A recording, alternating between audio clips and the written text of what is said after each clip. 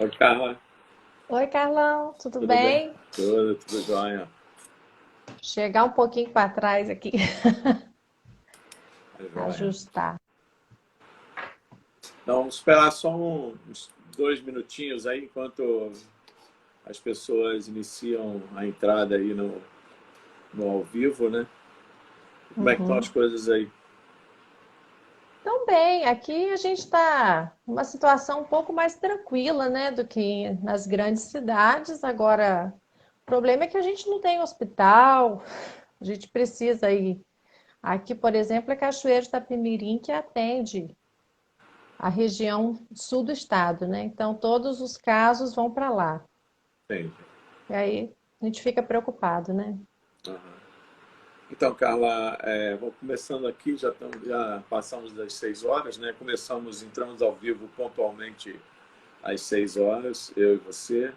Essa é uma atividade que se iniciou durante esse período de pandemia, né? Com apoio do Laboratório de Ciências Ambientais e do Programa de Pós-Graduação de Ecologia e Recursos Naturais. Você tem acompanhado a grande maioria, né, das lives que a gente tem feito todas as terças-feiras às 18 horas. Né? Ah, a gente tem tentado, né, o título dessa atividade é Além do Lattes. A gente tem tentado, na sua grande maioria, conversar sobre assuntos que não necessariamente a gente tem no Lattes, né? São coisas que não tem espaço no Lattes para a gente incluir. E, obviamente, também a gente compartilhar experiências com os nossos colegas, mas a gente está dando ênfase também a trazer nessas lives os nossos ex-alunos, né, e alunas que passaram lá no laboratório, passaram no programa de pós-graduação, e tem sido muito gratificante ver toda a experiência que vocês têm adquirido, né, assim também, e ver o quanto vocês são queridos também pelos estudantes de onde vocês estão, né, que normalmente aparecem nessas lives várias pessoas que obviamente têm com vocês, né, o dia a dia, seja na sala de aula, seja no laboratório, né? Então isso, para quem optou por essa vida, vamos dizer, de formação de recursos humanos, né, eu diria que é um dos pontos, né, que talvez valha até mais do que um artigo, né?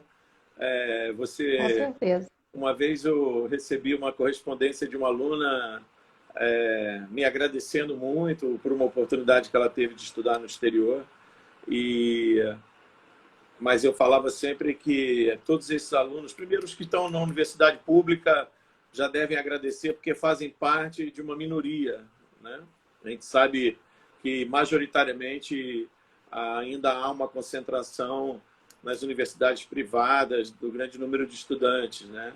E mais ainda os alunos que vão para o exterior na graduação ou na pós-graduação, né, fazem parte de um grupo super de elite, né, principalmente quando vão com bolsas do governo. Por isso que aquele programa Ciências Sem Fronteiras foi um programa muito especial e, lamentavelmente, a gente teve descontinuidade, mas quem sabe algum dia a gente consiga recuperar, porque conceitualmente aquele programa foi fantástico para a grande maioria dos estudantes. O problema é que no É, foi, Brasil só se pega o lado negativo das coisas. Boa noite, então, Carla.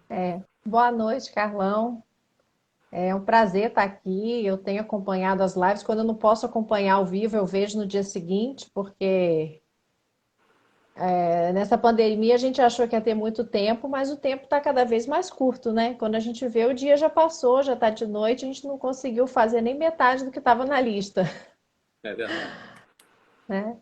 Eu tenho gostado muito, assim, de conhecer a trajetória de alguns colegas que eu convivi um pouco na pós, mas eu não sabia a história em si, né? E está sendo muito legal estar aqui, Tem muitas histórias fazendo parte. interessantes, né? É, Muitas vidas alteradas. exatamente porque o ensino público proporcionou, né, alguns saltos, vamos dizer assim, dentro do próprio processo social, né, socioeconômico. Muitas pessoas só puderam chegar onde chegaram. No meu caso, por exemplo, só cheguei onde cheguei porque tive a oportunidade de poder fazer uma universidade, o mestrado e doutorado na universidade pública. E conversando com você, antes da gente combinar o dia que nós iríamos conversar, você é uma fruta do ensino público, né? Desde lá da Tô. graduação até a universidade. Eu acho que isso é legal falar, porque exatamente no momento onde a gente vê que seria uma pessoa que seria o ministro da Educação forjando informações que eu diria vitais, né? Informações que realmente são muito, eu diria, valiosas para nós que lutamos para terminar um doutorado, para terminar um mestrado. A gente vê uma pessoa que iria estar à frente do Ministério da Educação criando uma informação falsa, né, Carla? Então, É um fala um pouquinho absurdo, para a né? gente aí de toda a sua trajetória, porque muita gente Pois não é. te conhece, né? Nem eu te conhecia tanto É. assim. Eu sou, como eu te falei, né, eu sou campista. Eu estudei, hoje é ISEPAM, mas eu fui estudar no IEPAM com 3 anos e meio, estudei lá até a oitava série. Dali eu fui para o liceu. No liceu eu fiz o primeiro e segundo ano do ensino médio, e me mudei para o Espírito Santo. Quando eu me mudei para o Espírito Santo, foi um momento de greve aqui no estado. E como era o terceiro ano, meus pais tinham medo, né, de eu perder. E aí eu fui estudar numa escola que tinha um cursinho, algo assim. E assim como o Fabrício contou a história dele, eu também não sabia, eu queria fazer veterinária. Eu sempre gostei muito de bicho, de planta, foi uma coisa que veio da minha criação. Aí em Campos eu morava numa chácara, no Parque Aurora, e sempre tivemos, né, essa ligação com a natureza, mas minha vocação eram os bichos. E eu até fiz vestibular para o UENF, mas eu fiz para veterinária. E naquela época era tudo discursivo. Aí quando chegou na parte de história, eu me ferrei, porque eu nunca gostei muito de história. E aqui eu tive a oportunidade de fazer, né? Na verdade, assim, a graduação eu acabei fazendo na São Camilo aqui, porque a minha mãe falou assim: biologia em Vitória. Em Cachoeira é a mesma coisa, né? Minha mãe não tinha essa visão da, do ensino público e tudo mais na questão da universidade, né? Ela tinha muito medo de eu sair de casa, filha mais velha e tal. Então eu acabei fazendo licenciatura em Cachoeiro mesmo. No terceiro ano da minha graduação, eu já comecei a estagiar e fui contratada na São Camilo para dar aula para quinta e sexta série. E aí fui professora do ensino básico, quinta e sexta série. Com os meus colegas da graduação, nós montamos uma escolinha de aula particular de reforço e a gente atendia alunos de cursinho, a gente pegava muito aluno de pré-vestibular. E quando foi em 2004, surgiu a pós-graduação em Educação Ambiental no Cefet, em Campos. E eu fiz a seleção e consegui uma vaga e fiz essa pós em Educação Ambiental. Fui da primeira turma. E para mim foi uma felicidade enorme quando eu cheguei na primeira aula e quem estava lá para dar aula era o Sofiati. E quando criança, assim, adolescentezinha, assim, com 13, 14 anos, a professora passou uma atividade para a gente na escola sobre ecologia e eu fui com o meu grupo na casa dele, na biblioteca dele, fazer uma entrevista. E ele fala, eu não lembro disso. Eu falei, mas claro que você não vai lembrar, né? Quanta gente passou pela vida dele, né? E fiquei muito feliz de encontrá-lo, né, na pós. Quando eu terminei a pós, eu fiz o meu trabalho sobre a RPPN Cafundó, que é uma reserva particular que a gente tem aqui em Cachoeiro. É o segundo maior fragmento da bacia do Rio Itapemirim. E tinha uma demanda de conhecer a vegetação daqui do sul do estado. A gente não tinha nenhum levantamento sobre a flora dos fragmentos florestais que existiam aqui. Aí, na época, surgiu o mestrado aqui na UFES, em produção vegetal, na linha de ciências florestais. Eu tentei conseguir e fui justamente trabalhar lá. Falei assim, eu quero fazer esse levantamento porque eu quero algo que seja aplicado para aquilo que a região está precisando. E aí eu fiz o levantamento dessa florística Esses dados foram utilizados na implementação do corredor que ligou a RPPN à Floresta Nacional de Pacotuba, que fica a cerca de 2 quilômetros dali. E quando terminou, estava para abrir aqui o doutorado, mas aí eu queria mudar, né? Falei assim, eu quero ir para o UENF. Eu sempre tive vontade de fazer, né? O, um trabalho de estudar na UENF, eu sabia né? Já conheci o Marcel, que foi um dos orientados dele, foi meu professor na graduação. Nessa daí que eu migrei para a área da ecologia vegetal, me apaixonei pelas plantas. Já era apaixonada, mas não por estudar, né? E aí fui para o UENF, falei com o Marcelo que eu tinha acabado o mestrado. Na época que eu passei no mestrado, eu vivi uma realidade assim bem diferente, porque ao mesmo tempo eu fui chamada para o concurso do Estado para dar aula no ensino médio. E aí eu recebi um salário, eu me lembro, de R$ 600 e a bolsa de doutorado era 800, de mestrado era 800. Eu trabalhava 25 horas e o pessoal recebia a bolsa maior do que a minha, mas eu estava no período probatório, eu não podia abrir mão desse concurso, né? Eu não sabia o que, que ia ser. E assim eu fiz o mestrado trabalhando. Eu dava aula, fazia meus campos nos fins de semana. A parte de laboratório, de ir para o Jardim Botânico, eu fazia isso nas férias. E eu queria fazer o doutorado, mas eu ainda tinha um ano de probatório para cumprir. Aí eu fui para a UENF, procurei o Marcelo, falei para ele que eu queria fazer um estágio no herbário, alguma coisa assim. Fiz disciplina da pós como aluno especial. Logo, o Marcelo conseguiu uma bolsa para mim no herbário. E eu já comecei a fazer um trabalho voltado para o meu doutorado, já comecei a trabalhar no meu projeto. Porque no mestrado eu senti uma lacuna muito grande, como eu trabalhava, estudava e tal, eu queria muito ter desenvolvido a parte de identificação botânica, dessa convivência em herbário. E na UENF eu pude fazer isso, eu pude me dedicar, né? Quando eu entrei no doutorado, eu já tinha passado o probatório, eu pedi licença sem vencimento, né? Eu fui aluna bolsista da CAPES e consegui desenvolver bem minha trajetória aí. Eu acho interessante, principalmente para quem ainda não fez o doutorado, né? E está na iniciação, ou está no mestrado, ou até pessoas que não têm muita afinidade com a vida acadêmica, ouvir um pouco do seu depoimento, né? Que mostra a determinação de uma pessoa para chegar no doutorado, né?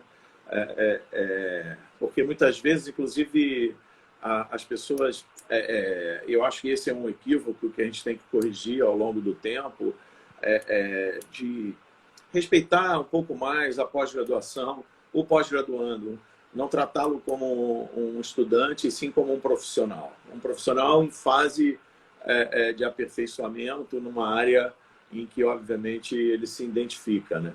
Isso, inclusive, é parte de um dos projetos que a gente ajudou a construir junto com um parlamentar aqui no estado do Rio de Janeiro, e é, inclusive, uma pauta antiga da Associação Nacional de Pós-Graduação.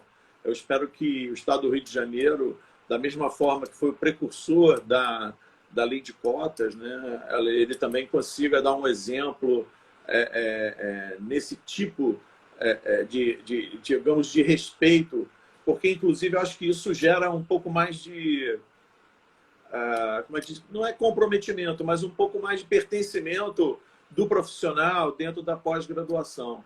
Né? Porque hoje o que a gente tem visto, não só na graduação, mas na pós-graduação também, muita gente com problema, não sei como é aí na sua instituição, mas muitos jovens com um problema de depressão, de problema realmente de saúde mental para continuar muitas vezes a sua vocação, mas esbarram muitas vezes por algumas dificuldades financeiras, familiares, como você mesmo expôs, né?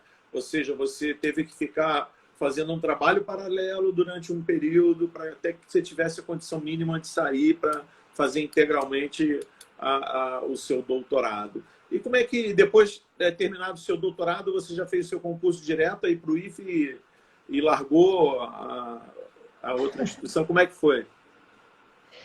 Na verdade, quando eu estava no terceiro ano, eu estava finalizando, eu já tinha coletado todos os meus dados, aí surgiu um concurso para o IFE, É interessante que esse concurso foi para o Campus Piúma, para a parte de ecologia aquática.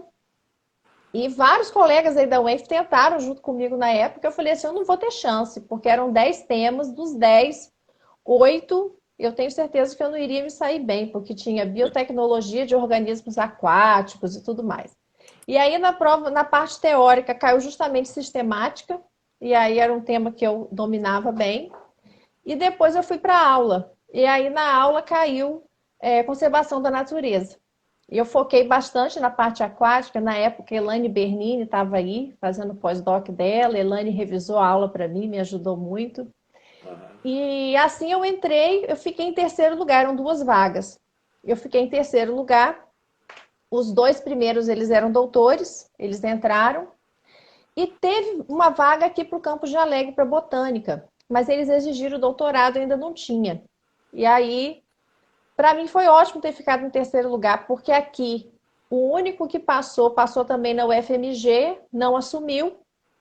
E eu vim aqui, eu falei, eu peguei o meu currículo, imprimi, chamei meu pai, era vivo na época, eu falei assim, pai, eu tô nervosa, vamos lá comigo. Eu sempre fui de fazer tudo, né? Ele veio comigo e é uma lembrança feliz, assim, porque além de ter enfrentado essas situações, eu enfrentava também na família, o meu pai não entendia, assim. Poxa, minha mãe também, você já estudou, já formou, você está empregada, por que que você não sossega, né? Não para nunca. Porque nunca que para de estudar, a gente só vê você para lá e para cá.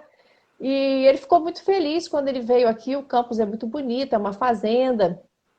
E quando nós chegamos aqui, fomos recebidos pelo diretor no gabinete. E quando eles viram o currículo, eles falaram: não, com certeza a gente consegue aproveitar você. E aí eu vi, faltava um ano, o Marcelo ficou muito preocupado, com razão. Ele falou: olha, Instituto IFE é muita aula, hein? Você não vai dar conta. E aí eu me virei nos 30, dando. Na época eu dava 22 horas aula por semana aqui. Uma vez por semana eu ia para o ENF. E aí surgiu o PIBID, que é um programa maravilhoso. E na época eu não tinha ninguém para pegar. E aí mereceram o PIBID. Eu falei, Marcelo, eu peguei. Aí Marcelo falou assim: você ainda está pegando mais coisa. Mas eu pensei assim: como que eu vou deixar 18 bolsas assim, né? E Verdade. aí eu peguei coordenação do PIBID e fui construindo essa história aqui. O que é a PIBID? Fala aí para todo mundo. É o programa de iniciação à docência. E excelente o programa. Hoje ele está diferente, né? Reduziu muito o número de bolsas, não tem, reduziu a questão da bolsa para o professor. Então, esse programa a gente tinha uma verba para comprar equipamentos, para montar kits didáticos, para impressão de atividades, alugar ônibus para trazer os alunos das escolas aqui para o IFES. Os nossos alunos conseguiam recursos também para apresentar seus trabalhos em congressos. Então, assim, os alunos da licenciatura, eles iam para uma escola acompanhar um professor. Então, cada escola podia receber até 6 bolsistas. Esses alunos recebiam bolsa, o professor também recebia bolsa, e eu tinha bolsa de coordenadora. E Como eu é fui que. muito democrática. Eu fui muito democrática com o meu grupo na época. Eu falei assim, olha, como eu trabalho com botânica e ecologia vegetal, então cada dupla, eu colocava os alunos para trabalhar em dupla. Cada dupla vai ter que desenvolver pelo menos umas 3 práticas de botânica nas escolas. Me diz uma coisa, fala um pouquinho para a gente da sua instituição aí, qual é o tamanho dela, assim, quantos alunos, quantos docentes? Olha, a gente tem cerca de 70 docentes. Nossa instituição, a gente temos o ensino técnico, né? O ensino médio na modalidade técnico, temos curso de agropecuária, análise de sistemas e agroindústria. Então, nós temos entrada de 6 turmas, perdão, anuais, cerca de 40 alunos. Então, a gente tem um volume grande de alunos do ensino técnico e temos 5 cursos de ensino superior. Temos o curso de tecnólogo em cafeicultura, engenharia de aquicultura, temos a análise de sistemas e temos a licenciatura e o bacharelado em ciências biológicas. Temos também o mestrado profissional em agroecologia e a pós-lato sensu em agroecologia e sustentabilidade. Ok. Vocês hoje trabalham com alguma instituição, cooperam com alguma instituição, tem tipo algum convênio, alguma coisa desse gênero? A gente tem algumas parcerias, temos muitas parcerias com a UFES, que é nosso vizinho aqui, né? Temos com a Rural, tem o Minter com a Rural aí do Rio. E temos já a segunda turma do Dinter com a UENF no programa de produção vegetal. E tivemos, né, na época, o Ciências Sem Fronteiras, nós tivemos alunos que foram para a Austrália. Tem um, inclusive, que ele voltou, se formou e voltou para a Austrália, trabalha com canguru, hoje está fazendo doutorado lá. Tivemos aluno que foi para a França, tivemos vários que foram para os Estados Unidos. Uma delas está até aí na UENF fazendo doutorado agora, a Paola. Ah, sei quem é. Paola, Então, trabalha com o Marcelo também. não é essa Paola, é outra Paola. Paola. É outra. É um nome um pouco comum, né? Mas então, os nossos alunos acabam, como aqui nossa vertente do campus, ela é bem voltada para a parte de produção animal e vegetal, muitos acabam indo para o CCTA, né? Então a gente tem muitos egressos que estão aí fazendo. Eu tenho uma aluna que ela colhia café na roça, olha que história bonita. Ela era entrou na licenciatura. Se não fosse a bolsa do PIBID, ela não conseguiria se manter, porque ela precisava pagar um ônibus. Ela ia para a roça colher café com a família. E ela terminou a graduação aqui, foi para a UENF, fez o mestrado e agora ela está aí no doutorado na genética. Muito legal. Realmente são essas histórias que deixam a gente com a certeza de que a universidade pública realmente é um elemento de transformação social fundamental para um país como o Brasil, com tamanha, vamos dizer assim, desigualdade, né? E tão carente de pessoas com dedicação nessa área de formação. E eu tenho certeza que isso não falta em você aí. E você tem um laboratório na área de botânica aí? De botânica. Aqui, quando eu cheguei, a gente não tinha nada, né? Então eu fui construindo aos poucos. O primeiro trabalho assim que eu fiz, a gente tem uma mata aqui no campus, que é a reserva legal. Nós funcionamos uma fazenda. Essa mata tem 60 hectares e tem uma trilha, é lá que fica o nosso polo de educação ambiental. E aí o primeiro trabalho foi fazer o levantamento de algumas árvores, de algumas espécies dessa trilha para a gente fazer uma interpretação ecológica. Esse foi o primeiro trabalho. Aí depois eu tive uma aluna muito corajosa que encarou fazer o TCC comigo e a gente fez o levantamento da flora arbórea desse fragmento. Ampliamos isso, ela foi para o mestrado, eu a co-orientei no mestrado. Fizemos uma relação dessa vegetação com o solo. Hoje ela já terminou o doutorado, eu fui da banca dela agora em fevereiro. E o laboratório eu fui juntando, então assim, eu fui criando os espaços, né? Uma aluna falou que o marido era pedreiro, poderia fazer estufa para mim. Eu consegui a madeira, fez a estufa, a gente botou no laboratório de química e foi. Eu consegui participei de um edital interno, consegui uma verba, comprei o podão, as prensas, o pessoal aqui da marcenaria que fez. E aí, quando foi em 2016, ficou pronto um prédio e eu consegui montar o laboratório, né? Fui levando lá, fui pegando um pouquinho de coisa em cada local da instituição e a gente conseguiu montar.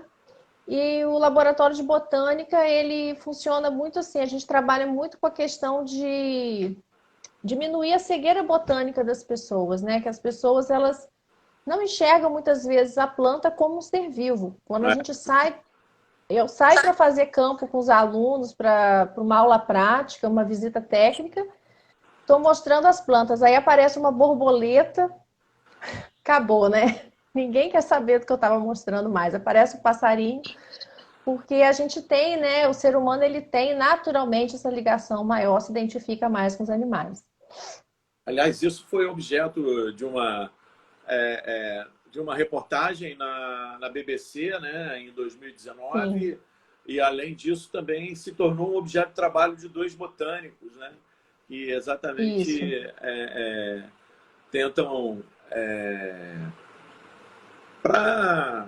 como é que se diz? Tentam exatamente inserir no contexto de maior percepção a questão da vegetação, né? Porque realmente Sim, essa questão do porque é a animal base, ela é né? mais forte. É, porque as plantas são a base da cadeia alimentar, a base da vida. Então a gente tenta fazer isso. No PIBID eu percebi muito a dificuldade que os professores de ciências e biologia têm de ensinar botânica. Então eles, na sua graduação, muitas vezes eles não se identificaram, tiveram dificuldade, e aí eles replicam isso quando eles vão para as escolas trabalhar, eles não se sentem seguros. Aí você imagina, né, uma flor, a variedade que existe de flores. Aí pede para o aluno trazer flor. E aí ele vai trazer um monte de flor de diverso tipo. Ele não se sente seguro para cortar aquela flor e dizer o nome daquelas estruturas. Então, assim, a gente no PIBID foi fazendo esse tipo de trabalho, né? E eu tive até uma aluna que ela escreveu um artigo sobre isso. A gente escreveu um artigo, foi o TCC dela, foi fazer o levantamento dessas dificuldades do ensino de botânica aqui na região sul. E isso vem desde a formação. E aí, quando os meus alunos chegam para fazer a primeira disciplina comigo, que é a biologia das algas, quando eu pergunto sobre, todo mundo fala: eu não estudei botânica na escola. Eu fiz um trabalhinho no final do ano. Né? Então, isso é um problema recorrente. Então, você acha por que eu trabalho em mangue? Pois é, né? Tem Imagina, e o poucas mãe ainda. Eles. espécies. É, só- Se eu é fosse isso trabalhar aí, em né? Mata Atlântica, eu ia ter uma memória muito boa. Não é o meu caso. Pois é. Estou brincando. Na realidade, eu trabalho em Aham. manguezal, porque na realidade, primeiro eu queria trabalhar com Recife de artificial, né? Como todo biólogo marinho. Mas eu não fui aceito no lugar onde eu queria trabalhar. E aí me apresentaram o meu orientador na época de estágio, depois mestrado e amigo que preservo até hoje, o Drude, né? E daí para Uhum. frente fiquei lá no Mangue e acho muito interessante o estudo. Mas é interessante como é é o que essas berço da coisas vida, né? acontecem. Hã? Não, o manguezal é o berço da vida marinha. É importantíssimo, Pois é, né? mas foi casualidade, né? Porque eu estava olhando para os recifes de coral, né? Pois é, e aí a gente aqui no laboratório a gente faz muito um trabalho assim bem voltado para o ensino de botânica, para etnoecologia, trabalho com proprietários rurais. Inclusive eu tenho parceiros, amigos que eu fiz aí, o Maurício, ele foi orientado do Marcelo, ele hoje está no Incapé, e a gente aprovou um projeto juntos, uma parceria do Incapé com o UFES e IFES. Ele defendeu o doutorado esse ano, que foi levantamento de árvores em pastagens, a percepção do agricultor, do produtor rural com relação à importância da árvore para a produtividade do gado. Então, são trabalhos assim bem voltados para a área da agroecologia. A gente trabalha também com as plantas alimentícias não convencionais, que a gente hoje, principalmente hoje nessa situação de pandemia, né? A gente está dentro de casa. Muitas vezes você tem no seu quintal uma planta que poderia ser utilizada na sua alimentação, uma planta que era valorizada pelos nossos avós, bisavós, e hoje foram esquecidas. Plantas altamente nutritivas. A gente tem aí milhares de plantas que o ser humano foi domesticando, né, que o homem, ao longo da sua evolução, utilizava na sua alimentação. Hoje, cerca de 150 espécies é, são cultivadas e 80% da nossa alimentação está baseada em apenas 12 espécies. Então, a gente divulga muito essa coisa que as pessoas falam assim: punk sempre existiu, mas agora está na moda, né? É, Então, a gente. uma coisa que, na realidade, me chama a atenção, né? É que, por exemplo, as pessoas se prendem muito à riqueza mineral, né? que gera um passivo ambiental extremamente elevado, né? Visto os recentes acidentes, os acidentes históricos que nós temos ligados à parte de mineração, né? Se você olhar os dados históricos, por exemplo, do mercado comum europeu, você vai ver que a mineração lá acabou, eles reduziram já tem várias décadas, em contrapartida, as importações dele de minerais é muito elevada, né? Recentemente, alguma autoridade aí estava falando sobre o nióbio, né? E justificando, então, que o desmatamento da Amazônia valeria a pena pelo nióbio e outros minerais, enquanto que, claramente, a gente tem vários princípios ativos na biodiversidade vegetal que são pouquíssimos conhecidos. E um dos que tinha sido selecionado como exemplo pelo professor Luiz Davidovich, presidente da Academia Brasileira de Ciências, mostrava que o mesmo peso em gramas do mineral e do princípio ativo, o princípio ativo valia 1000 vezes mais. Portanto, eu acho que a inconsequência por parte do desconhecimento leva a decisões equivocadas, né? Isso realmente é muito delicado. Agora, Carla, você me diz, você chegou aí bem no início, né, da formação do Instituto, não é isso? Na verdade, assim, o nosso campus ele tem 67 anos, porque ele Então... foi escola agrotécnica daquela época da ditadura, né? Tá. E aí a gente aqui, em Vitória, a gente já tinha os Cefetes, e aí houve essa integração. E aí a gente teve essa transição de escola agrotécnica para o Instituto Federal. Pois é, mas Mas ela não ainda era do assim, Instituto Federal, né? não era. Eu peguei aqui, estava já era Instituto Federal, mas ainda muita coisa Estava acontecendo iniciando, ainda, o né? processo estava iniciando. Isso, iniciando. Curso de licenciatura, ele estava no segundo ano, né? Os tecnólogos já existiam, mas ainda tudo bem recente. Porque hoje também a UENF agora, aquela escola agrícola aqui também, que era uma escola agrícola histórica aqui na cidade, que durante muitos anos formou muitos técnicos agrícolas, agora há uma transição para que ela passe a ser da UENF, e esse vai ser talvez um dos maiores desafios da universidade, que é exatamente o resgate da formação de recursos humanos técnicos, né, a partir Uhum. da Escola Agrícola Antônio Sarlo, que é uma escola agrícola que durante, sei lá, eu não sei a idade exatamente, mas certamente muitas décadas sempre formou muita gente e era uma escola referência na região norte fluminense, né?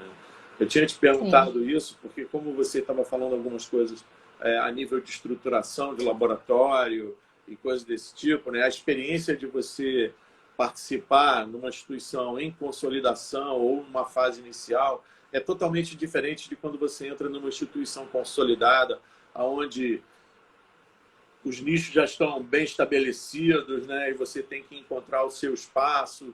Então, muitas vezes, as dificuldades elas são totalmente diferentes, né? Então, acho que... É, e a gente, como professor do instituto, a gente vive uma realidade um pouco diferente do professor da universidade. Porque aqui a gente, quando eu entrei, eu dava aula no ensino técnico, aula de biologia, bastante aula. Depois eu assumi o PIBID, mas nem foi por isso. Depois eu assumi a coordenação do curso por 4 anos. Fiquei 2 mandatos seguidos. Aí eu não dava conta mais de dar aula no médio. Então a gente tem uma carga horária, geralmente de aula, né, bem maior, e às vezes a gente atua nos 3 níveis. Você dá aula no ensino técnico, você dá aula no superior e na pós-graduação. E Certo. ainda tem os laboratórios, a extensão e por aí vai. Você atua principalmente no curso de biologia e na agronomia. Na agroecologia. Agroecologia, pois Eu, essa é a é, pegada, né? Vocês trabalham com agroecologia, né? sim, Exatamente é uma mudança de paradigma na agricultura convencional, né? Sim, Que hoje convencional. se utiliza uma enormidade de, de, de, é, de agrotóxico, que agora De querem mudar o nome insumos. para suavizar. É. Então, aqui a gente tem a pós Lato Sensu em agroecologia e temos o mestrado em agroecologia profissional. E eu atuo no curso, na licenciatura e bacharelado em ciências biológicas, e a gente tem também a engenharia de aquicultura. E aí a parte de algas e plantas aquáticas eu ministro uma disciplina também nesse curso. Ah, tá. E como é que você vê assim, os jovens aí? Há uma procura bastante intensa pelo programa. Como é que você vê? É, Fala um pouquinho do programa aí que você tanto na graduação quanto na pós-graduação. Como é que É, você? a gente tem, assim, na graduação, o curso de ciências biológicas, ele é o mais procurado. A gente tem, assim, sempre, e o nosso curso de bacharelado, ele é um curso meio que complementar, né? Só entra para fazer o bacharelado quem já fez a licenciatura. Porque aqui, quando a licenciatura começou, ela começou com aquelas disciplinas básicas da grade curricular, né? E aí, como veio o parecer do Conselho Federal de Biologia com relação às disciplinas optativas, né, as áreas de atuação do biólogo, aí, quando eu cheguei, isso já estava estabelecido, a coordenadora na época, ela criou as disciplinas para a área de meio ambiente, algumas, e aproveitou algumas do curso de cafeicultura e de aquicultura. E assim os nossos alunos eles faziam as disciplinas da licenciatura e eles tinham oportunidade de fazer as optativas em meio ambiente e para conseguir o registro no conselho, né, para poder atuar como biólogos. E aí quando eu assumi a coordenação, essa ex-coordenadora, ela foi para a direção e ela falou assim: vamos implementar o bacharelado, a gente já tem tudo. E aí foi um desafio, foi implementar o bacharelado, porque aí tem outras questões, né? Foi outro reconhecimento, foi tudo de novo. E a gente tem esse curso, esse bacharelado, mas para quem já é licenciado, ele entra e complementa essas disciplinas. Salvo algum equívoco, hoje a legislação não permite que você possa criar dentro do mesmo curso, por exemplo, o cara que é biólogo ter uma ênfase em agroecologia. Vocês não pensam em improvisar? Eu sou muito. Eu vou te ser bem sincero, talvez aqui eu tenho CRB, mas eu vejo que o conselho muitas vezes ele trabalha de uma forma ortodoxa, Com impedindo, certeza. inclusive, que a gente possa variar na formação dos nossos estudantes de graduação. Né? Sai todo mundo, tô querendo que todo mundo saia mais ou menos dentro da mesma forma, enquanto que a gente sabe Uhum.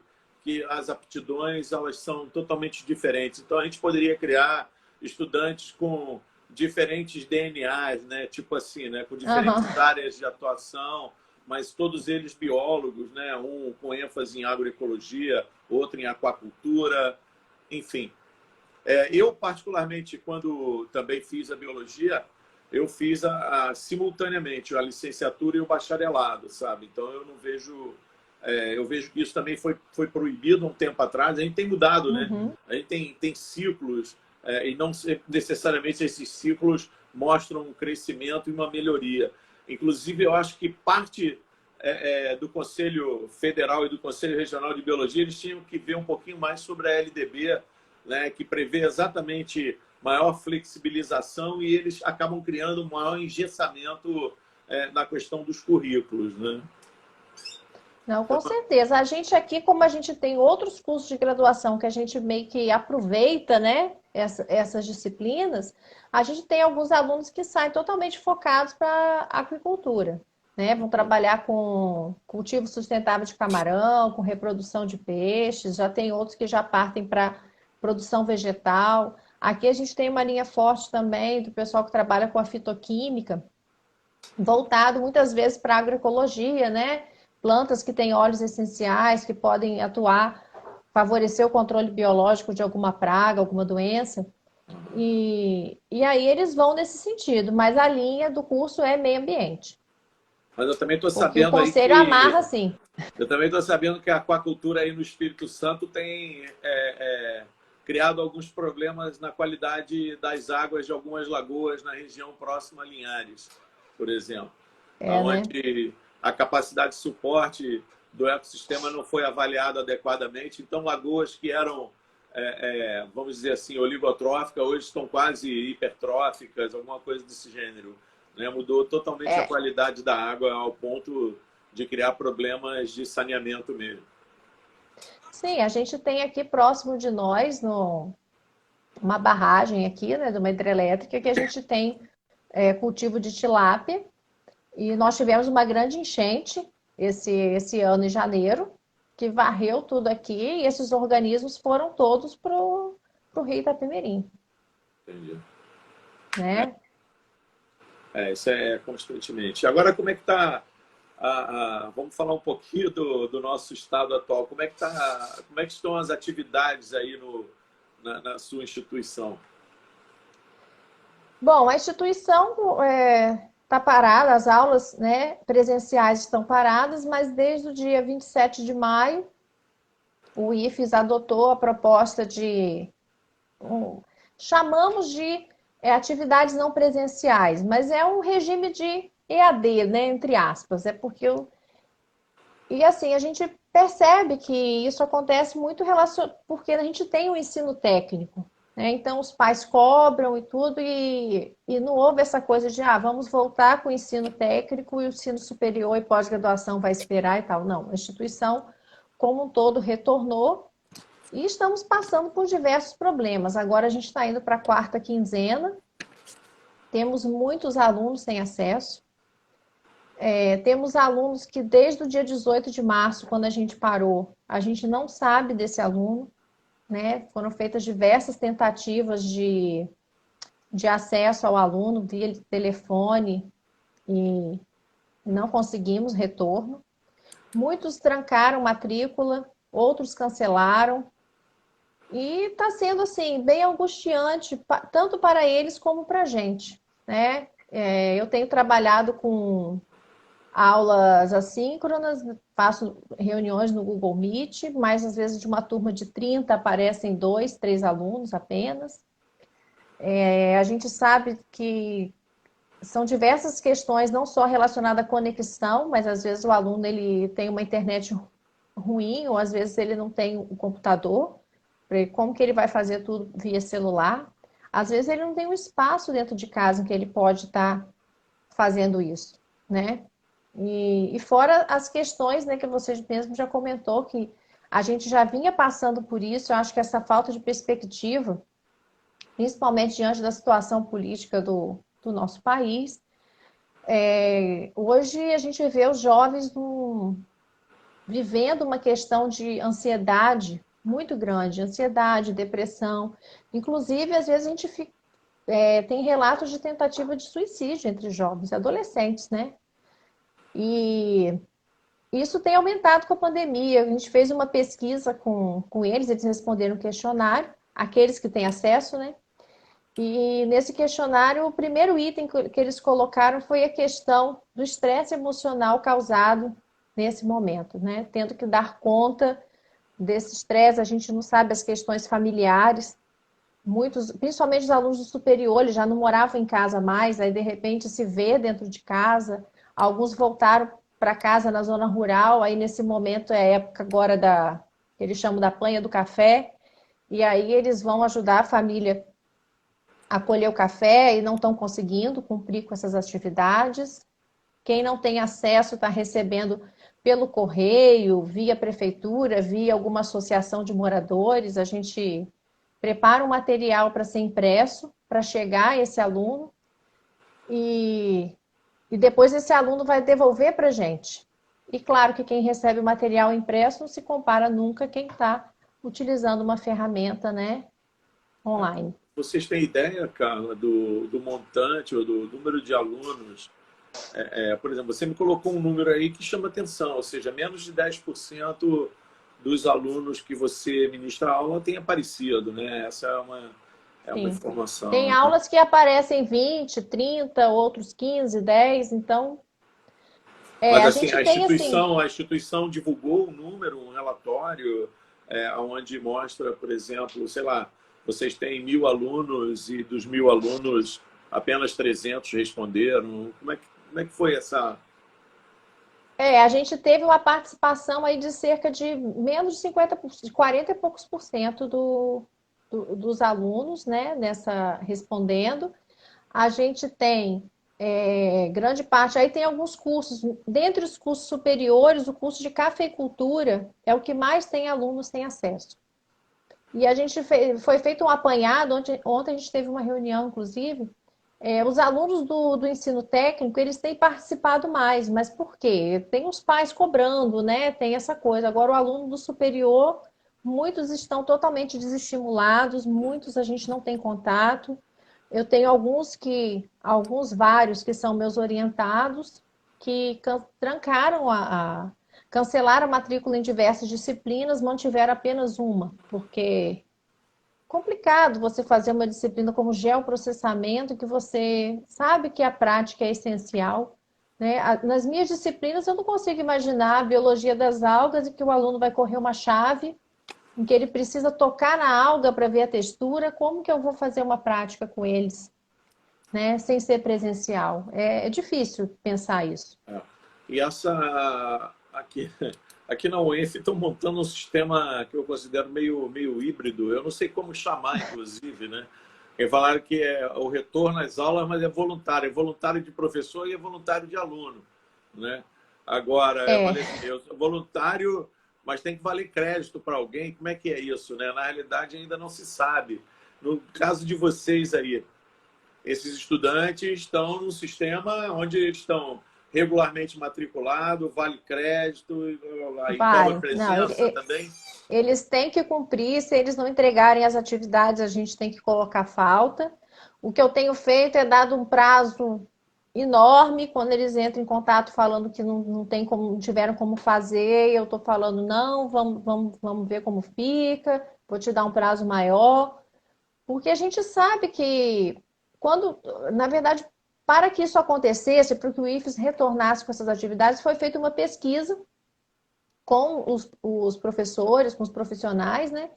E a gente colocou no colegiado, né, do qual eu faço parte, na coordenadoria das ciências biológicas, a gente colocou, não, a gente acha que tem que voltar, a gente tem que fazer alguma coisa, mas que não deveria valer como aula. Voltasse, mas, né, para a gente não perder esse contato com o aluno. Mas isso não, ou volta ou não volta. E aí a gente voltou, mas eu achava que a gente devia ter assim, um período de experiência primeiro, para depois começar a valer. Então a gente percebe que tem gerado muita ansiedade. Eu recebo relatos, às vezes, de aluno, entra em contato comigo e fala, não vou conseguir entrar na sua aula agora porque eu estou com crise de ansiedade, eu não. Chegou um monte de atividade aqui e eu não sei se eu vou dar conta de entregar até a data, né? Entendi. É difícil. Eu falo que se eu estivesse na situação dos meus alunos, eu teria trancado matrícula, porque pensar num curso de ciências biológicas em que você vai fazer um ensino totalmente à distância é impraticável para mim, assim, eu não consigo visualizar isso. O Carla, assim, vocês tiveram algum apoio institucional para essa transição ou cada um deu o seu jeito? Na verdade, a gente teve alguns cursos à distância, né? A gente, na nossa plataforma, um curso de gravação de videoaulas, o curso para uso do Moodle e do Google Drive. O Moodle eu já usava, já tentava usar com os meus alunos, uma resistência enorme. E aí eu já tentava desde o ano passado usar com eles para alguns questionários, algumas atividades, mas não, então eu sabia usar, mas assim, de cabeçada por minha conta. Aí eu fiz o curso, mas a gente tem assim, como alguns professores não conseguem usar, ainda não tem facilidade com o Moodle. E tem vários alunos que não conseguem acessar, porque se um monte de gente acessar a plataforma ao mesmo tempo, Ainda tem trava esse tudo. problema. Tem esse problema ainda. E aí Os alunos relataram isso também, que cada professor está fazendo de um jeito. Tem professor que manda no e-mail, tem professor que usa o sistema acadêmico, tem professor que usa o Google Class, outros que usam o AVA, né? Aham. Então, eles estão assim também nessa. O professor está fazendo no início, foi colocado para a gente que todo mundo ia ter que usar o AVA. Mas quando eles viram que o AVA não ia dar conta, que a gente não tinha essa formação e os alunos também muitas vezes não conseguiriam usar, a ideia foi essa, assim, não, vai cada um usar aquilo que se adapta melhor. E vamos levando. E o calendário escolar, né, o calendário acadêmico, ele está sendo, vamos chamar, flexível ou não? Porque, por exemplo, a gente sabe que o sistema acadêmico ele estabelece período de trancamento, período de abertura ou de se inscrever e blá, blá, blá, entendeu? Sim. Como é que está sendo isso? Está seguindo uma coisa rígida ou está se respeitando esse momento de excepcionalidade e considerando com maior flexibilidade possibilidades de trancamento, coisas do gênero? Na Principalmente verdade, trancamento. a gente retornou, né? Essas atividades começaram no dia 27 de maio e teve um período para trancamento de 5 a 15 de junho. Eu acho que é uma coisa que tem sido colocada pelo diretório acadêmico, a necessidade de pensar em um outro período, né, para que isso aconteça, porque era muito inicial, então alguns acharam que iam dar conta e agora estão vendo Com que certeza, né? não, Estão vendo né? que a situação é diferente, né? Porque, por exemplo, Sim. no levantamento que foi feito aqui pelos nossos coordenadores, vários alunos compartilham computador em casa. A Uhum. nossa rede mesmo, a minha rede aqui, por exemplo, em várias. Hoje está ótimo. A gente não teve nenhum problema, nem eu e nem você. Né? Eu É. acho que ninguém. Mas teve dia aqui, por exemplo, de colocarem aqui no. Ah, não estou ouvindo, a imagem está assim, está assada. A nossa imagem está super nítida, dá para ver todos nós dois muito bem. Eu acho que não tem nenhuma reclamação para o entendimento do que a gente está falando. Mas já tivemos vários problemas e, obviamente, eu considero que a gente mora num lugar, né, relativamente tranquilo, né? Mas realmente muitas pessoas compartilham coisas, não necessariamente a internet tem a mesma velocidade, enfim. E hoje, com esse Sim. momento, tem exigido das pessoas e das famílias o uso, né, de computação continuado, né? E aqui, por exemplo, eu e o meu companheiro, nós temos toda a estrutura, nós dois somos professores do IFES, né? Mas aí, se eu uso aqui o escritório para fazer, ele tem que usar a sala, e às vezes lá o som não é tão legal, a luz não é tão legal. A gente, somos só nós dois dentro de uma casa, né? Com tudo. Temos essa limitação, às vezes ele tem uma reunião, eu tenho outra. Porque aí quando você entra num cômodo e fecha a porta, aí o sinal já É. começa a falhar, né? Esse é um Aí momento você muito precisa. delicado. Então, imagina para esses alunos. Eu tenho alguns orientados que, por sorte, agora o IFES resolveu adiar a entrega dos relatórios de PIBIC, porque não tinha adiado, a gente ia ter que entregar dia 31 de julho. Eu tinha orientados que eles estavam fazendo um revezamento para ir para o laboratório, cada dia um, porque eles não têm computador em casa. Tem um computador que a família toda usa. E Uhum. aí estavam fazendo a gente estava fazendo uma escala para eles irem para usar o computador do laboratório para dar conta de terminar esse relatório a tempo. Então, Carla, a conversa está ótima. A gente tem, normalmente, a gente tem uma hora, né, antes que o Instagram dispare o cronômetro ali de 2 minutos para encerramento. E para a gente encerrar com a qualidade que foi essa nossa conversa, muito agradável, muito boa, muito, é, é, é, eu diria, bastante rica em informações. Foi muito bom poder saber o que você anda fazendo por aí. Para a gente foi. Aqui tem vários professores que estão ouvindo, a Dora está aí, colegas, Fabrício, alunos seus estão falando aí, parentes também, todo mundo dando tchau para Carla. Oi, Carla, não sei o Oi, quê. Enfim, é muito Fabrício. legal, esse momento foi muito rico para mim, particularmente que tenho escutado muitas pessoas. Eu acho muito legal a gente poder estar aqui junto nesse momento, presenciando vários comentários, né? É super, eu fico muito emocionado, inclusive, porque Ah, com já tô ficando certeza. velho, velho se emociona facilmente, né? Então, eu queria que a gente encerrasse com algumas mensagens, assim, por exemplo, qual é a lição que você tira desse momento, né? Que é um momento que todos nós estamos vivendo sob uma nova ordem mundial, né?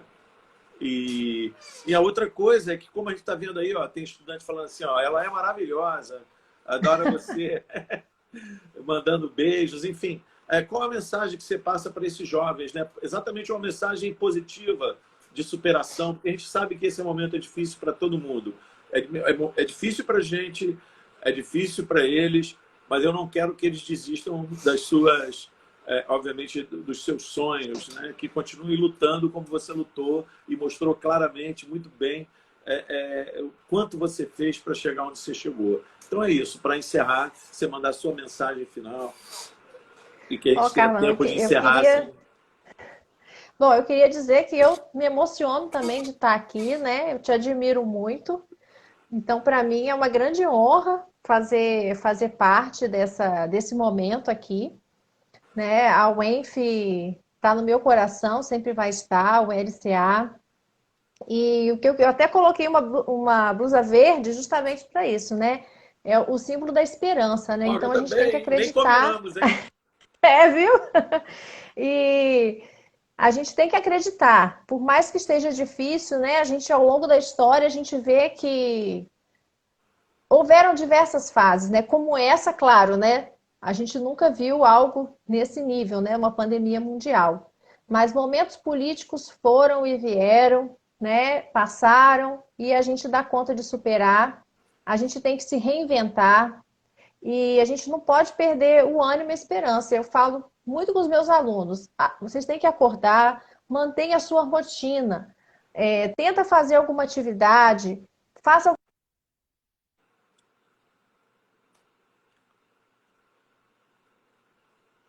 Olha, foi só falar que ele já...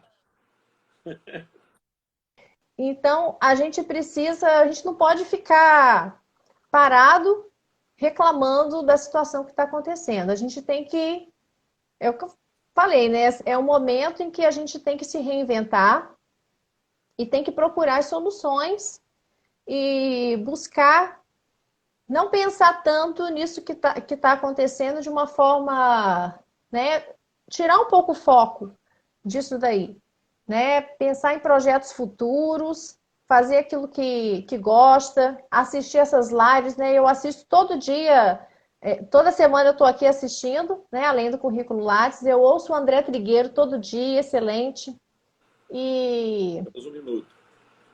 e é isso aí, a gente tem que valorizar a nossa biodiversidade, a gente não pode perder nunca essa esperança. A gente tem as unidades de conservação sendo depauperadas agora.